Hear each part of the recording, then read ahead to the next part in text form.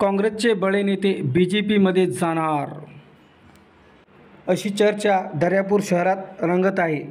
यावर तालुका काँग्रेस कमिटीचे अध्यक्ष सुधाकर भारसाकडे यांनी आपली प्रतिक्रिया दिली आहे की अफवांवर विश्वास ठेवू नये.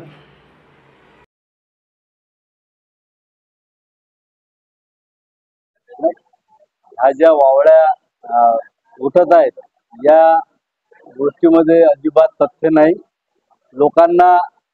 लोकांमध्ये संभ्रम पैदा करण्याचं काम हे भाजपवाले आणि प्रहार पक्षावाले करत आहेत.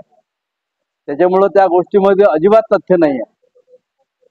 कारण की बबलू भाऊंनीच बळवंतरावच्या उमेदवारीसाठी प्रयत्न केले.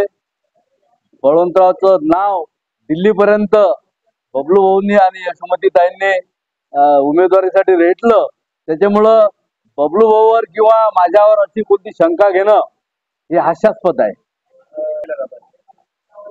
मी आणि माझे सहकारी रोज प्रचारामध्ये ग्रामीण भागात प्रामाणिकपणे घरोघरी जाऊन लोकांना ही परिस्थिती समजून सांगून की बा मतदान कसं करायचं, कोणाला करायचं, आणि आपण वेगळ्या पद्धतीनं मतदान जर केलं, लोकांच्या वेगवेगळ्या प्रचाराला आपण जर बळी पडलो तर बळवंतरावचं नुकसान होईल.